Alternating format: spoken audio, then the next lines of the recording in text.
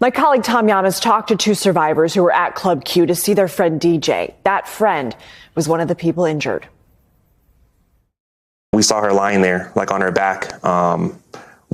She was just screaming, help. To those guys who took down the shooter, we're so grateful, truly, because I think without them, it would have been much worse. Joining me now is another survivor of the shooting, Barrett Hudson. As you can see, Barrett is still in his hospital bed. He was hit 7 times and is now recovering. Barrett, thank you for being with us. How are you doing? How are you feeling?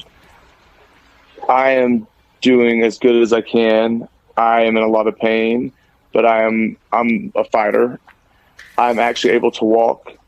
I got hit 7 times in the back with bullets. I got clipped a few more times after that, actually, but 7 bullets went into me. I am so thankful. I am very thankful. All 7 bullets missed my organs, my spine, my kidney, my colon. They cut me in 5 places in my stomach and put cameras in me and went all through. Saturday night, I thought I was dead. My last phone call was to my father, and what was that I thought I was dead Saturday night. That was horrible. Yeah, I wanted him to. I told him I was probably going to die, that I've been shot, and Sunday, Monday, I'm walking. I don't know. I'm truly blessed to be here. I've got so much hate. I've got so much love in my heart over this situation and how we could have helped stop this with gun laws in the future.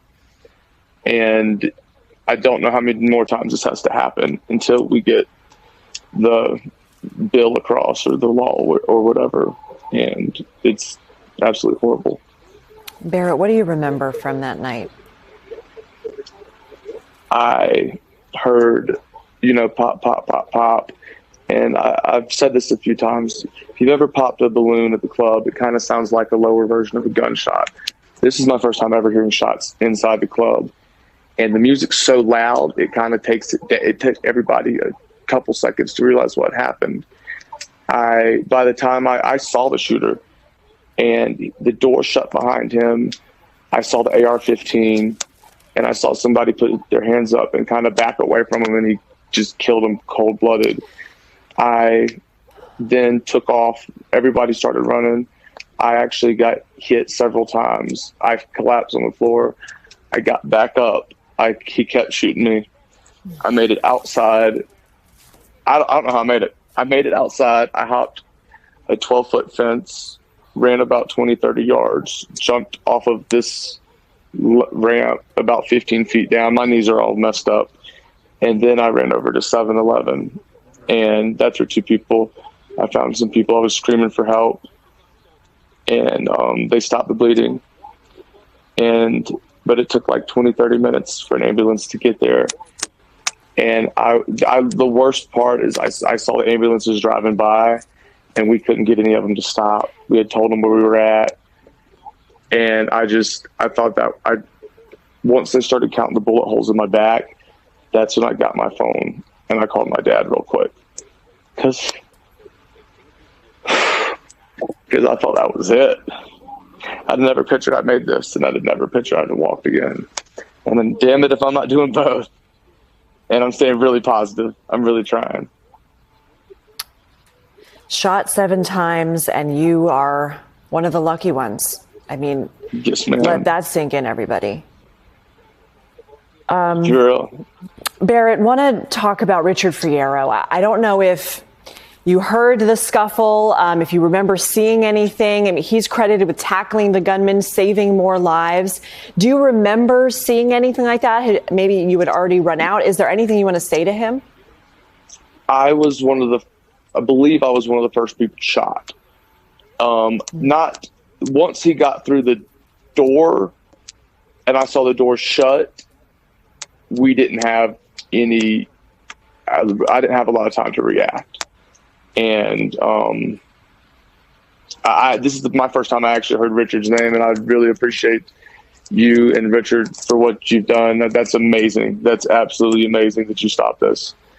And I haven't seen any interviews. I haven't watched my interviews, and this is the first interview I watched about him. And I really thank you, Richard.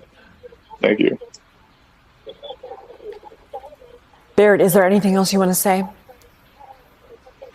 I do want to say one thing. Thank you for asking me. I was asked earlier if gay bars are a safe place for the LGBTQ community.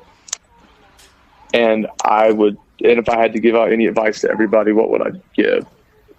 There's so much hate out there right now that the gay bars are not safe. I told my friends that are drag queens, I was like, you got to get a gun. You've got to protect yourself. I'm terrified for you to perform. There was just, even if I would have had a pistol on me at the time, I guess where he got me at, I wouldn't have had time to react. I'm just dumbfounded on how Richard did. That's amazing. I'm stuck on that, I think. But if I have to give, oh, sorry, go ahead. So Barrett, without a safe place, we know that LGBTQ plus bars, clubs have been a safe place for people where they can go in and be themselves, whether they're a member of the community or not. And you feel right now that you don't have that. I don't have that because one thing I've noticed, I've been around the world, a lot of gay bars, and security is very slim. And I get security nowadays. Some of them can carry weapons, some of them can't.